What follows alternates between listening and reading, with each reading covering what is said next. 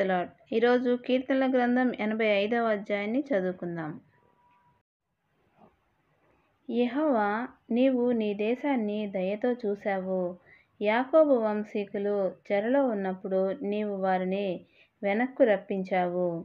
నీ ప్రజల అపరాధాలు క్షమించావు. వారి పాపాలన్నీ నీవు కప్పివేశావు.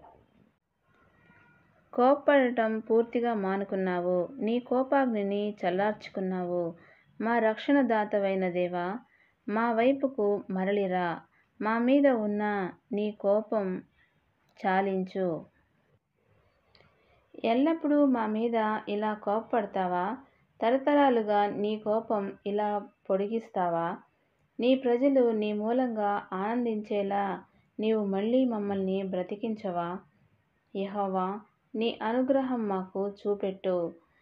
నీ రక్షణ మాకు అనుగ్రహించు.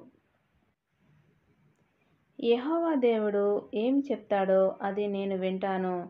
ఆయన తన ప్రజలకు, తన భక్తులకు శాంతి వాక్కులు పలుకుతాడు.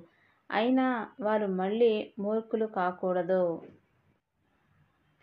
ఆయనంటే భయభక్తులున్న వారికి ఆయన రక్షణ అతి సమీపం.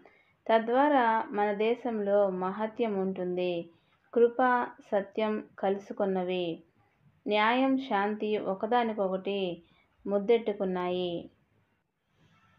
భూమిలో నుంచి సత్యం మొలకెత్తుతుంది. ఆకాశం నుంచి న్యాయం క్రిందికి చూస్తుంది. యెహోవా మేలైన దాన్ని ఇస్తాడు. మన భూమి ఫలిస్తుంది. న్యాయం ఆయనకు ముందుగా నడుస్తుంది. అది ఆయన అడుగులు మనకు మార్గంగా చేస్తుంది. దేవుడి పరిశుద్ధ వాక్యమును దీవించునుగాక. ఆమేన్.